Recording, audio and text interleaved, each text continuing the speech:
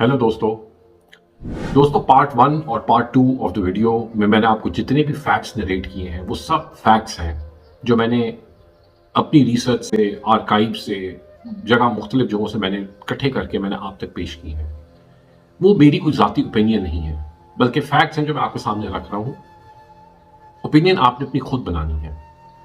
मैं जैसे बहुत से हमारे मुहिब वतन पाकिस्तानियों की तरह मैं भी एक मुहिब वतन पाकिस्तानी हूँ जो इस मुल्क को तरक्की करता हुआ और आगे बढ़ता हुआ देखना चाहता है।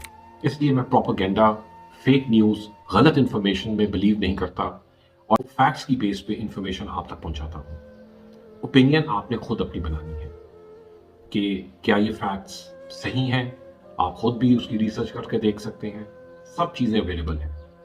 तो ये मेरी कोई ज़ाती ओपिनियन नहीं है दोस्तों, ना मैं कोई अपनी ओपिनियन फॉर्म कर रहा हूँ, ना मैं आपको कह रहा हूँ कि आप मेरी ओपिनियन से माने। अपनी ओपिनियन बनाएं और ख़ुद कंक्लूड करें कि क्या शेख मुजीबुर रहमान एक फ्रीडम फाइटर थे, या वो गद्दार वतन थे, और या वो एक ऐसे लीडर थे जो अपने लोगों के हकूक़ के लिए एक जंग लड़ रहे थे। ये ओपिनियन आप खुद बनाएंगे। वीडियो को एंड तक देखें क्योंकि it is packed with information. तो आइए आज पार्ट 3 एंड लास्ट एपिसोड का आगाज करते हैं। जनरल याह्या खान खुद इक़्तिदार नहीं छोड़ना चाहते थे। वो कोई ऐसे फॉर्मूले पे काम कर 1 मार्च 1971 को ये इजलास भी मुलतवी कर दिया।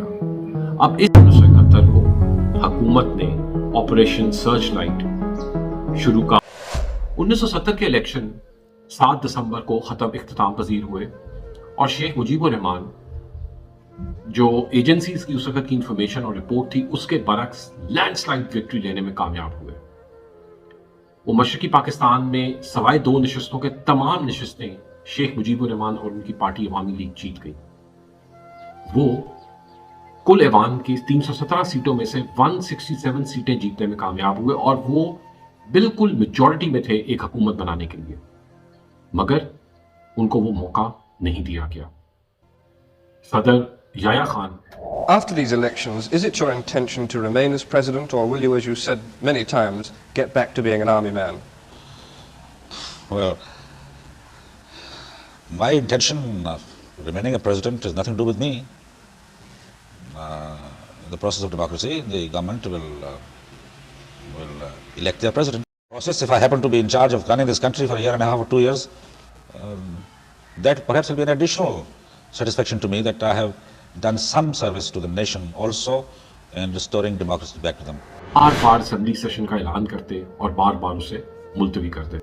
सदर याह्या खान खुद इक़्तिदार नहीं छोड़ना चाहते थे, बल्कि वो एक ऐसे फॉर्मूले पे काम कर रहे थे जिससे वो शेख मुजीबुर रहमान को राजी कर लें, जिससे वो खुद भी सदर बरकरार रहें और इक़्तिदार जो है वो शेख मुजीबुर रहमान को मुंतकिल हो जाए। इधर मगरबी पाकिस्तान में दोस्तों जुल्फ़िकार अली भुट्टो साहब की पार्टी पाकिस्तान पीपल्स पार्टी 85 सीटों के साथ मेजॉरिटी में रही। जुल्फ़िकार अली भुट्टो साहब खुद भी वज़ीर आज़म बनना चाहते थे, बल्कि उन्होंने तो ढाका में कौमी असम्बली का मुमकिन इजलास बुलाने पर अपने जो नुमाइंदगान थे उनकी टांगे तोड़ देने तक जैसे बयान भी दिए। वो ये भी कह रहे थे कि मशरकी और मगरबी पाकिस्तान के ज़मीनी फासले की वजह से जो एक अक्सरियत की हुक्मरानी के असूल को भी वो तस्लीम करने के लिए राजी नहीं थे। वो मशरकी पाकिस्तान का इक़्तिदार शेख मुजीबुर रहमान और मगरबी पाकिस्तान का इक़्तिदार खुद को सौंपने पर भी बातें करते थे। भुट्टो साहब के कुछ ऐसे ही बयानात की वजह से अखबारात में कुछ यूं नशर किया गया कि उधर तुम इधर हम। भुट्टो साहब की पार्टी के कई कारकुनान और उनके हामी जिधर भी वो भुट्टो साहब जाते वहां नारे लग जाते कि वजीर आज़म जुल्फ़िकार अली भुट्टो। ये अखबारात में उस वक़्त की नशर भी हुए। हालांकि मेजॉरिटी के लिहाज से तो जुल्फ़िकार अली भुट्टो साहब असेंबली में अपनी हुकूमत बनाने के काबिल ही नहीं थे, क्योंकि उनकी सीट्स अवामी लीग से आधी नहीं बल्कि आधी से भी ज्यादा कम थी। इधर पाकिस्तान की सियासत में एक भूचाल आया हुआ था और उधर सदर याह्या खान खामोश तमाशाई बने बैठे हुए थे, बल्कि एक तरह से तो वो भुट्टो साहब का साथ ही दे रहे थे। जनरल याह्या खान कई बार असेंबली का सेशन की डेट अनाउंस करते और फिर साथ ही उसको मुलतवी कर देते। शेख मुजीबुर रहमान ने दिसंबर 1970 से लेकर मार्च 1971 तक कौमी असम्बली के सेशन के बुलाए जाने का इंतजार किया। वो चाहते ये थे कि असम्बली का सेशन बुलाया जाए और इक़्तिदार उनको सौंपा जाए क्योंकि वो मेजॉरिटी पार्टी थी, पर अफसोस ऐसा ना हो सका। اس 4 ماہ کے عرصے میں شیخ مجیب الرحمان صاحب نے بڑے سخت بیانات بھی دیے، بلکہ مشرقی پاکستان میں تو کچھ جگہوں پہ جگہ جگہ پہ وائلنس بھی ہو رہا تھا، لیکن شیخ مجیب الرحمان پھر بھی انتظار میں تھے کہ قومی اسمبلی کا اجلاس بلایا جائے اور ان کو اقتدار منتقل کیا جائے۔ اسی دوران 13 فروری 1971 کو صدر جنرل یحییٰ خان نے ایک اناؤنسمنٹ کر دی، جس میں انہوں نے فرمایا کہ قومی اسمبلی کا اجلاس 3 مارچ 1971 کو بلایا جائے گا، جس میں اقتدار کی منتقلی کا عمل شروع کیا جائے گا۔ مگر پھر وہی ہوا جس کی توقع تھی، صدر یحییٰ خان نے 1 مارچ 1971 کو یہ اجلاس بھی ملتوی کر دیا۔ اب اس اجلاس کے ملتوی ہونے سے دوستو مشرقی پاکستان میں جگہ جگہ جھڑپیں شروع ہو گئی اور وائلنس نظر آنے لگی سڑکوں پہ۔ مگر ان حالات میں بھی دوستو شیخ مجیب الرحمان صاحب نے صبر کا دامن اپنے ہاتھ سے نہیں چھوڑا۔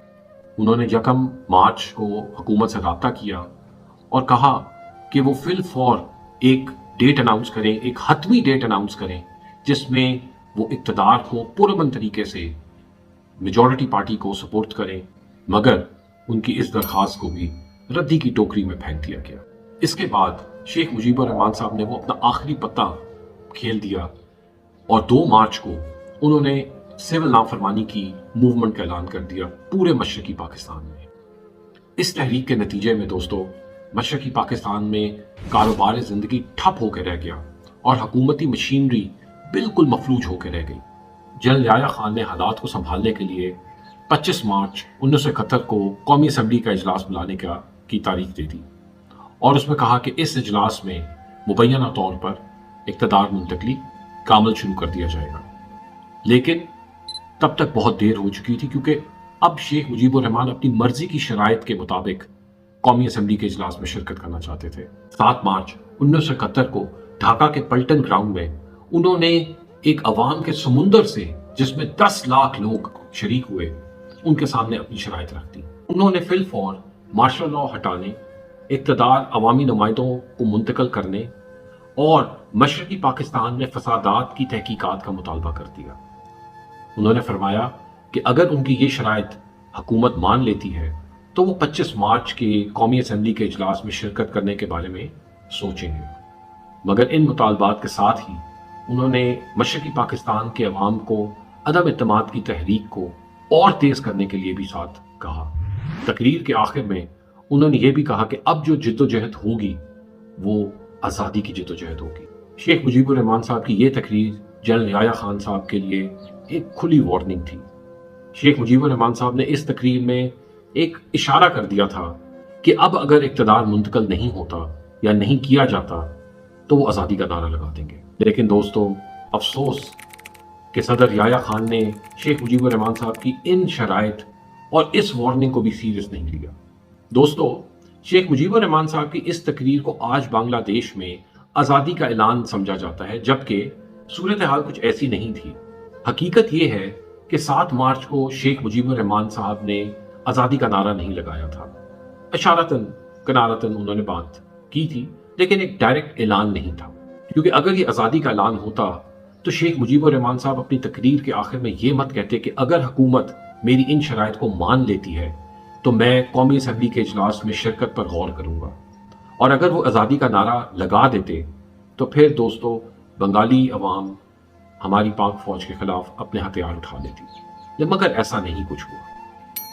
حقیقت کچھ یوں ہے دوستو کہ شیخ مجیب الرحمان صاحب نے آزادی کا اصل اعلان ریکارڈ کرا کے ایک محفوظ جگہ پہ رکھوایا ہوا تھا، اور وہ اس ایک نازک موقع کے انتظار میں تھے کہ کب وہ نازک موقع آئے اور وہ اس بیان کو ریلیز کرتے۔ صدر یحییٰ خان نے شیخ مجیب الرحمان صاحب کو یہ نازک موقع بہت جلد دے دیا۔ صدر جنرل یحییٰ خان نے مشرقی پاکستان میں بگڑتے حالات کو دیکھ کر فی الفور فوجی آپریشن کا اعلان کر دیا۔ اب دوستو افسوس کی بات دیکھیے کہ 25 مارچ 1971 کو قومی اسمبلی کا اجلاس ہونا تھا، جس میں اقتدار کی منتقلی کا عمل شروع ہونا تھا، مگر 24 مارچ 1971 کو حکومت نے آپریشن سرچ لائٹ آغاز کر دیا۔ Sheikh Mujibur Rahman, the leader of East Pakistan, declared the region an independent republic, which he said will be called Bangladesh, the land of the Bengalis. Operation شروع ہوتے ہی شیخ مجیب الرحمان صاحب کو گرفتار کر لیا، مگر صدر جنرل یحییٰ خان شیخ مجیب الرحمان صاحب کا وہ ریکارڈڈ اعلان آزادی اس کو نشر ہونے سے نہ روک سکے۔ ان کا آزادی کا یہ اعلان ایسٹ پاکستان رائفلز کے وائرلیس سسٹم کے تھرو چٹاگونگ اور لگ بھگ پورے مشرقی پاکستان میں نشر کر دیا گیا۔ اس اعلان کے بعد بنگالیوں نے پاک فوج کے خلاف اپنے ہتھیار اٹھائے، اور پھر جو ہوا وہ ایک بڑا ہی درد مند اور ایک افسوسناک، شرمناک، المناک واقعات، جن کو آج بھی اگر ہم جا کے آرکائیوز میں دیکھیں تو ہمارا دل خون کے آنسو ہوتا ہے۔ اس جنگ کا نتیجہ اور اختتام 16 دسمبر 1971 کو سیز فائر کے ذریعے کیا گیا، جس میں پاکستانی فوج نے پھر اپنے ہتھیار ڈالے۔ اس جنگ کے دوران شیخ مجیب الرحمان پاکستان میں ہی قید رہے۔ جنرل نیازی کے ہتھیار ڈالنے کے کچھ ہی دن بعد جنرل یحییٰ خان صدر کی عہدے سے ہٹا دیے گئے اور ذوالفقار علی بھٹو پاکستان کے صدر بنے۔ انہوں نے 8 جنوری 1972 کو شیخ مجیب الرحمان صاحب کو جیل سے رہا کر کے لندن بھجوا دیا، اور پھر بعد میں شیخ مجیب الرحمان صاحب لندن سے نیو دہلی اور نئی دہلی سے ڈھاکہ اقتدار سنبھالنے پہنچے۔ تو دوستو، اب آپ یہ خود اندازہ لگائیں کہ کیا شیخ مجیب الرحمان ایک غدار تھے، اور یا وہ ایک ایسے لیڈر تھے جو اپنے لوگوں کے حقوق کے لیے جنگ لڑ رہے تھے۔ لیکن ہمیں یہ بھی یاد رکھنا چاہیے دوستو کہ شیخ مجیب الرحمان کو پاکستان سے دور کرنے میں کئی اور واقعات کا ہاتھ تھا۔ اگر بنگالی زبان کو شروع میں ہی قومی زبان کا درجہ دے دیا جاتا، یا جبتو فرنٹ کی حکومت کا وہ ایک مطالبہ کہ مشرقی پاکستان کو خود مختاری دی جائے وہ مان لیا جاتا، اور یا فضل حق صاحب کی حکومت نہ کرائی جاتی، یا 1956 کے آئین کے تحت فری اینڈ فیئر الیکشن کرا دیے جاتے، اور یا محترمہ فاطمہ جناح کو بدترین دھاندلی کے ذریعے صدر کے الیکشن نہ ہرائے جاتے، شاید حالات آج مختلف ہوتے۔ یہ بات بالکل درست ہے کہ شیخ مجیب الرحمان صاحب نے مغربی پاکستان اور پنجابیوں کی طرف ایک بڑا سخت رویہ اپنایا ہوا تھا، مگر کیا ہم اس بات سے بھی غافل ہو جائیں کہ جب ذوالفقار علی بھٹو صاحب یہاں سے نعرے لگا رہے تھے کہ جو مشرقی پاکستان ممکنہ طور پہ اقتدار سنبھالنے جائے گا تو میں اس کی ٹانگیں توڑ دوں گا، یا ادھر ہم ادھر تم والی جو نعرے نشر ہوئے اخبارات میں، کیا وہ کم سخت تھے؟ ان سب کے علاوہ شیخ مجیب الرحمان صاحب کی میجورٹی ہوتے ہوئے اس کو تسلیم نہ کرنا اور ایک میجورٹی پارٹی کے اوپر فوجی آپریشن کا اعلان کر دینا، یہ وہ واقعات ہیں دوستو جن کی وجہ سے پاکستان آج دو لخت ہوا۔ کچھ ناقدین یہ ویسے دلیل دیتے ہیں کہ اگر شیخ مجیب الرحمان صاحب کو اقتدار سونپ دیا جاتا تو شاید وہ اپنے 6 نکات مغربی پاکستان پہ بھی لاگو کر دیتے، جس کی وجہ سے اگر آپ اس وقت کے حالات کو پڑھیں تو آپ کو بڑا کلیئرلی نظر آتا ہے کہ صدر جنرل یحییٰ خان کا بڑا ایک کلیئر ٹل تھا ٹوورڈ ذوالفقار علی بھٹو صاحب۔ لیکن اس دلیل کا سمپل ایک جواب یہ ہے کہ اگر یہ آئینی مسئلہ تھا تو اسے حل کرنے کے لیے پارلیمنٹ کا فورم استعمال کیا جانا چاہیے تھا، اور شیخ مجیب الرحمان تو بار بار اس چیز کا اعلان کر رہے تھے کہ قومی اسمبلی کا اجلاس بلایا جائے اور اقتدار جیتی ہوئی پارٹی کے سپرد کیا جائے۔ دوستو، میں یہ نہیں کہتا کہ شیخ مجیب الرحمان صاحب الگ وطن کی حمایت میں نہیں تھے۔ 1970 کی الیکشن کیمپین میں شیخ مجیب الرحمان صاحب نے جب مشرقی پاکستان کو بنگلہ دیش کہہ کے بلایا تو اس سے صاف ظاہر ہے کہ وہ چاہتے تھے ایک خود مختار بنگال، یعنی ایک ایسی اسٹیٹ جس کو خود مختاری کے ذریعے مضبوط کیا جائے۔ یاد رکھیں دوستو کہ وہ اسمبلی ایک دستور ساز اسمبلی ہونا تھی جس نے پاکستان کا فائنلی ایک آئین ڈرافٹ کرنا تھا، جس کا شیخ مجیب الرحمان صاحب نے حصہ بننا تھا۔ لیکن دوستو، مغربی پاکستان کے لیڈرز نے دور اندیشی نہیں دکھائی اور انڈیا کو وہ کھیل کھیلنے کا موقع مل گیا جس کے نتیجے میں بنگال، جس نے شاید علیحدہ تو ہونا ہی تھا، مگر وہ ایک ایسی تلخ اور ناقابل بیان اور المناک یادیں چھوڑ گیا جن کو اگر ہم آج بھی جن پہ بات کریں تو دل خون کے آنسو ہوتا ہے، اور شاید ہم اس طرح کی ایک خونی قسم کی علیحدگی سے ہم بچ سکتے تھے۔ شیخ مجیب الرحمان صاحب نے شاید جلد بازی میں بنگلہ دیش تو بنا لیا، لیکن وہاں خود زیادہ دیر حکومت نہیں کر سکے۔ 15 اگست 1975 کو کچھ فوجی جونیئر رینک کے افسران نے شیخ مجیب الرحمان صاحب کے خلاف بغاوت کا اعلان کیا اور ٹینک لے کے صدارتی محل پر چڑھ دوڑے، جس میں شیخ مجیب الرحمان صاحب، ان کی بیوی، ان کے بیٹے اور ان کی बहुओं کو ایک बड़ी ही दर्दमंद तरीके से कत्ल कर दिया गया। इस दर्दमंद कत्ल में शेख मुजीबुर रहमान साहब की 2 बेटियां शेख रेहाना और शेख हसीना बच गईं, क्योंकि उस मौके पे वो जर्मनी में थी। शेख मुजीब साहब तो इस दुनिया से चले गए, मगर अपनी पॉलिटिकल लेगेसी आज भी बांग्लादेश में उनकी शेख हसीना की सूरत में मौजूद है, क्योंकि शेख हसीना इस वक्त बांग्लादेश की वजीर आज़म है। तो दोस्तों, इस मुख्तसर सी कहानी के बाद और जो हकायक आपके सामने सारे पेश किए गए हैं, अब आप खुद अंदाज़ा लगाएं कि क्या शेख मुजीबुर रहमान एक गद्दार थे या बागी थे, और या वो एक ऐसे मकबूल लीडर थे जो अपने लोगों के लिए ज़्यादा से ज़्यादा उनके इख्तियारात मांग रहे थे। ये फैसला अब आपने करना है। मुझे कमेंट बॉक्स में अपनी राय से ज़रूर आगाह करिएगा। Until we meet again, Pakistan जिंदाबाद।